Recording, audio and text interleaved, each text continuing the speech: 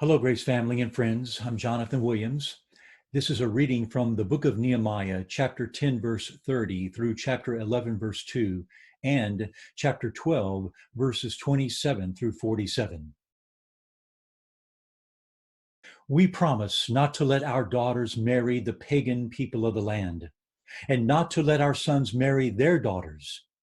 We also promise that if the people of the land should bring any merchandise or grain to be sold on the Sabbath or on any other holy day, we will refuse to buy it.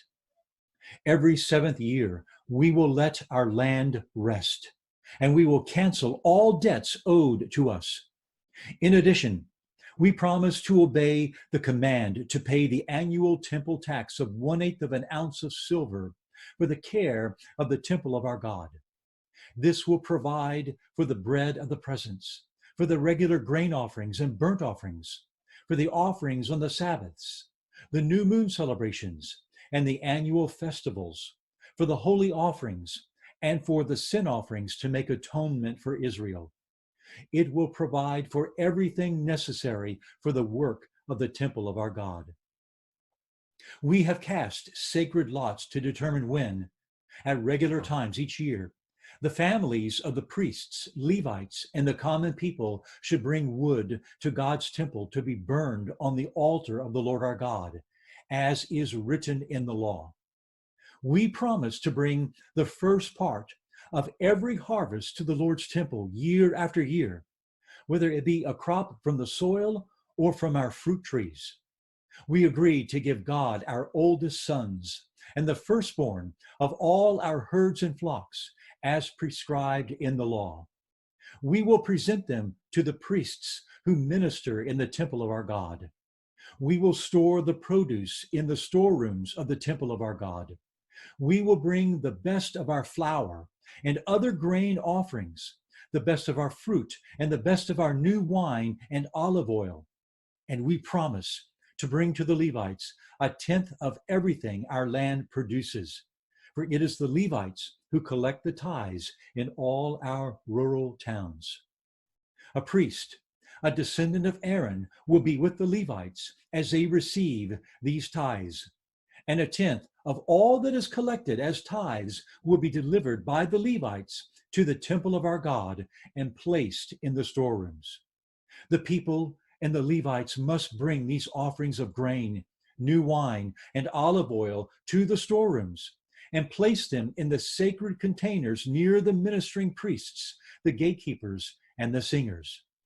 We promise together not to neglect the temple of our God. The leaders of the people were living in Jerusalem, the holy city. 1/10 of the people from the other towns of Judah and Benjamin were chosen by sacred lots to live there too, while the rest stayed where they were. And the people commended everyone who volunteered to resettle in Jerusalem.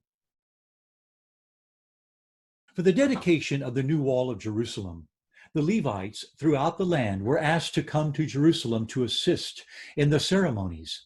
They were to take part in the joyous occasion with their songs of thanksgiving and with the music of cymbals, harps, and lyres.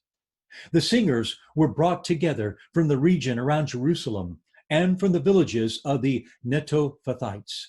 They also came from Beth Gilgal and the rural areas near Geba and Asmaveth, for the singers had built their own settlements around Jerusalem. The priests and Levites first purified themselves. Then they purified the people, the gates, and the wall. I led the leaders of Judah to the top of the wall and organized 2 large choirs to give thanks. One of the choirs proceeded southward along the top of the wall to the dung gate. Hoshea and half the leaders of Judah followed them, along with Azariah, Ezra, Meshullam, Judah, Benjamin, Shemaiah, and Jeremiah. Then came some priests who played trumpets, including Zechariah, son of Jonathan, son of Shemaiah, son of Mattaniah, son of Micaiah, son of Zakur, a descendant of Asaph. And Zechariah's colleagues were Shemaiah, Azarel, Milalai, Gilalai, Mai, Nethanel, Judah, and Hanani. They used the musical instruments prescribed by David, the man of God. Ezra the scribe led this procession. At the fountain gate, they went straight up the steps on the ascent of the city wall toward the city of David. They passed the house of David and then proceeded to the water gate on the east. The second choir, giving thanks, went northward around the other way to meet them.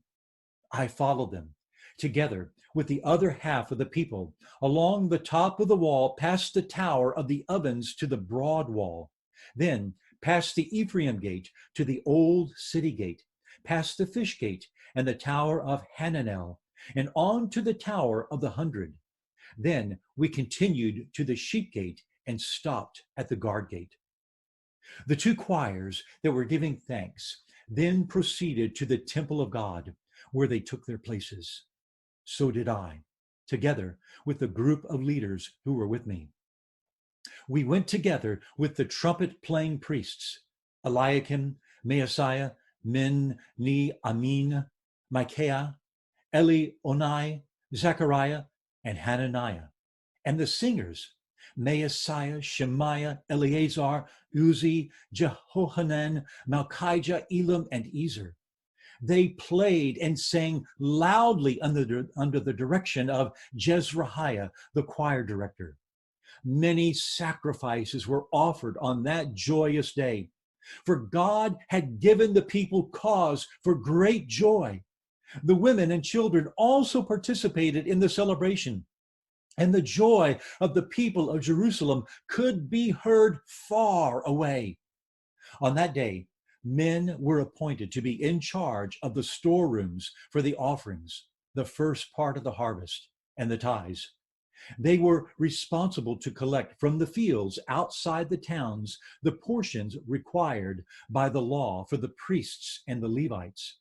For all the people of Judah took joy in the priests and Levites and their work. They performed the service of their God and the service of purification as commanded by David and his son Solomon, and so did the singers and the gatekeepers. The custom of having choir directors to lead the choirs in hymns of praise and thanksgiving to God began long ago in the days of David and Asaph. So now, in the days of Zerubbabel and of Nehemiah, all Israel brought a daily supply of food for the singers, the gatekeepers, and the Levites. The Levites, in turn, gave a portion of what they received to the priests, the descendants of Aaron. This is the word of the Lord.